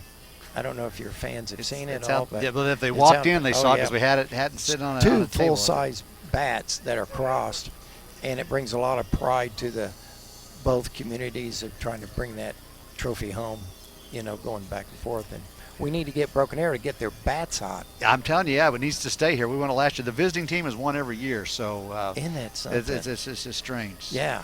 Oh, and you never know. No, between these 2 teams. They just do a great job. But last year Broken Arrow was a very senior-heavy team. This year Owasso is loaded with seniors, and Broken Arrow's pretty young. Right. So we do see, you know, unless something can happen that's good for us, we do see us getting it back next year if the score doesn't change. Well, we got 2 great coaches. Yes, we do. In baseball. 2 Hall of and Fame it's coaches. great. And the team, and I tell you, the schools support their baseball program. Beautiful field. Very fortunate to have such a great baseball field out here. All right. Well, David, I'm gonna have you hand that back over to Jackson. I appreciate you stopping by. Steve's Thanks always for a being a pleasure. great partner Thank for Broken Arrow Thank Schools. you. We appreciate everything you do. Thank you for St. John Tulsa it's Bonnet been a Joint. privilege. Thank All you right. so much. And we'll talk again. Thank you. All right. See you, David. That was David Phillips, CEO with St. John Ascension Health Center in Broken Arrow and Owasso. Again, a great friend and a super partner for Broken Arrow Schools. Does a lot for the schools and the community as well. Yeah, that's a cool thing. When did they start sponsoring the game like that? Well, this is the 7th annual, so I'm okay. not a math whiz, so I'll leave that up to you. But yeah, it was 2012, 13, 12, 14, yeah, 12. yeah, it'd be 12. 2012. Maybe 13, depending on 13, 14, 15, 16, 17, 18, 19. Yeah. So 13 was the first year. And Owasso won that first, and then Broken Arrow won 2 in a row. So we played first one here, and the next 2 were at Owasso. Okay. And then, like I said, 6-2 Broken Arrow won last year in Owasso. It was a pretty good ball game. Matt Kaiser actually played in 3 of these games. Okay. So he played as a sophomore. Okay. And of course as a junior, now as a senior. So privilege. You know, they haven't been, I don't know, how long they have not been in the same district, but it's been at least that long. So they get just see each other once during the year. Straight up in the infield. Somebody's going to call. Rame's going to come in. He's going to make Attaboy. the play. So that's the second pop-up in as many innings for Andrew Rame. One in foul territory up against the fence. We were blocked by the dugout, and then this one just inside the first base line on the infield. Now batting the second baseman, number 6, Jack. That was leadoff hitter Connor Beichler that popped up. And here comes Hammond now, the second baseman. Hammond has walked and singled. He scored a run. He is 1 for 2. He flew out in the first. That was a big first inning. That really kind of set the tone for tonight's ball game. Put a lot of pressure on the Tigers to do everything right. This one, Rame's going to... There he goes. Getting some Rame's steady gets work another now. one. There you go. One more of those, and Rame will tie that record held by thousands. 3 outs in an inning. 3 putouts in an inning. Come on. Left fielder, number 4, Cameron Thompson. A lot of names in the record books on that one. Yes, there are. And his dad here sitting to my left doing the PA, Gerald Rame, is hoping his sons can be named, can be added to that list of great players that have had 3 putouts in 1 inning. Catchers excluded. Speaking of record books, I just saw the other day where high school kid, I can't remember where it was, hit for the old home run cycle.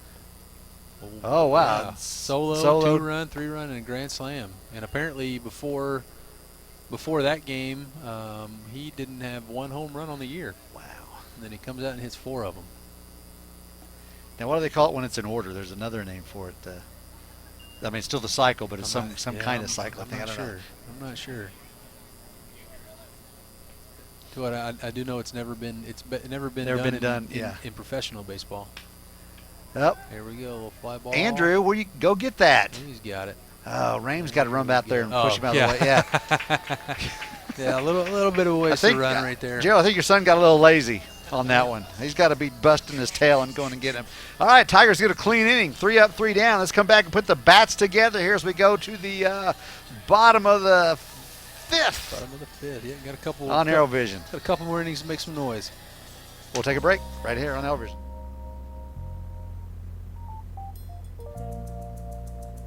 While you are teaching someone special the nuances of keeping the wheel steady, we can provide you means for you to maintain financial equilibrium. First National Bank of Broken Arrow. First people put people first. happiness is getting what you want. But first, let me explain how I got here. When I needed a vehicle, I went online and saw tons of ads. Click here, buy here, come here. So overwhelming. I want the best price and selection with the least hassle. So it's simple. I clicked on MatthewsFordVA.com, made an appointment to take a test drive, and was greeted with a warm handshake and the fantastic price that matched what I saw online. Click, shop, drive at MatthewsFordVA.com, only in Broken Arrow. My dad's always saying a little extra effort now will really pay off later. Here's how you can put in just a little extra effort and help out our schools in a big way. Just switch your checking account to TTCU. It's easy, and every time you use your school pride card, TTCU donates to our schools. So far, over $1 million. They're the only ones doing that. So make the switch to TTCU and be the person who's making a difference for our schools. Caleb Free is going to lead off here in the bottom of the fifth for the Tigers. And let's just hope Caleb can free up this offense and things can get running for BA. Put something on the board, put up about 4, and then come back in the 6th and 7th and steal this game. They said there's still some baseball left. It ain't over till it's over.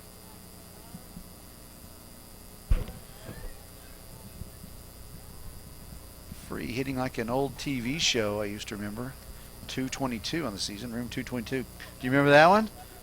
That was before Jackson, way before your time, and I know yeah.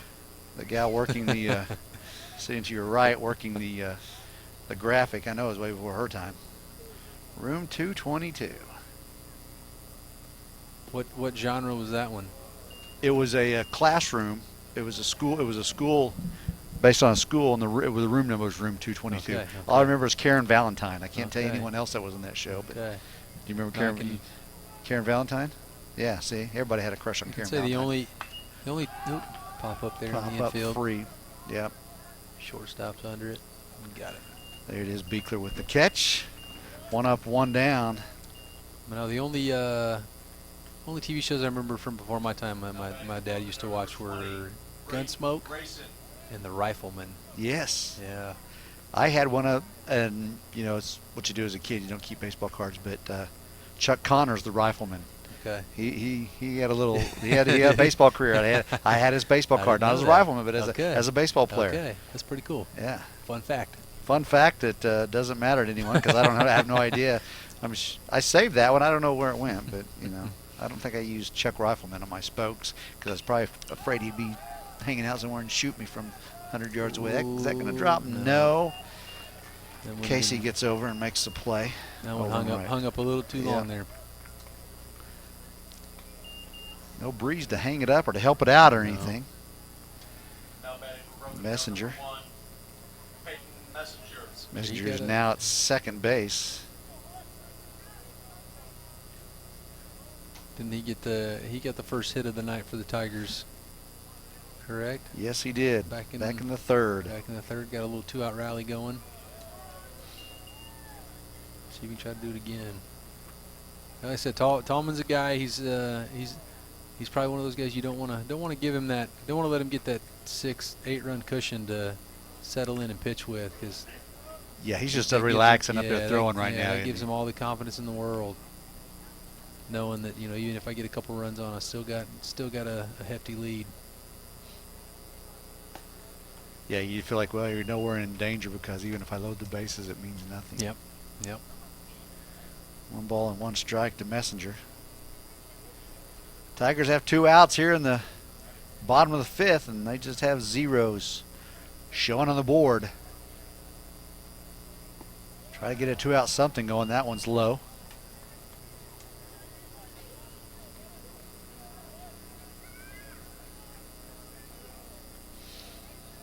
Still thinking about that last half inning, how disappointed I am that Andrew Raym couldn't catch that last fly ball. That one's outside. He only had to go about 300 feet to get it. Yeah, but he's an athlete. He's a lineman, but he's still an athlete. True. I watch him in those drills, and he outruns every lineman every time. Anytime the bigs are running, Andrew Raym's going to be first. We don't want him on the mound, though, because we saw with the first pitch, even standing in front of it, he couldn't throw a strike. Oh. So disappointing. A little added pressure there, though. I mean, can't fault him for that. I'm sure his dad will have a word or two with him tonight. Said, son, you were only throwing from 45 feet. That's little league distance. I'll tell you what, though, I can relate to him. So this year, my son, he's gotten into baseball. He's playing on a little coach pitch team, and I got nominated to be the pitcher this year. And I've been throwing a baseball for the majority of my life, and pitching to those 6-year-olds is the hardest thing I've ever done on a baseball field. Well, you've got to take a little bit off, don't you? Oh, nice pitch. It is the hardest thing I've done. All right, we'll come back and we'll talk about more about that after this, after that strikeout looking. And that is apparently the ball game on the run rule. 9-0. Tigers fall here. We're going to keep it here. 8 after 5. Yeah. Forget about those. You know, you just try. Forget about those run rules. We're just wanting them to keep going. I haven't been a part of one of those in a long time. There were a few times there in pro ball that I wish we did have a run rule, though.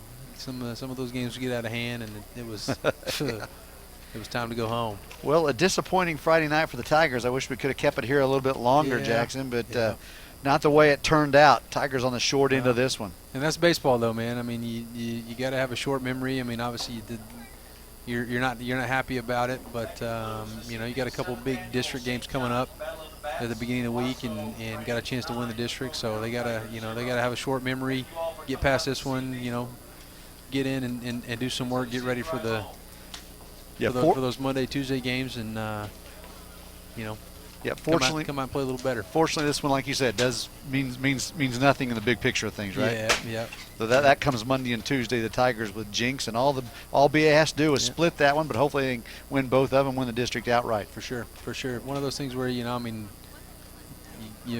hopefully they're going to be looking to meet up with the Rams sometime in the postseason maybe, and they'll remember this one for sure. Yeah, and the Tigers will have different pitching a little bit, and hopefully it'll all work out on the good end for BA.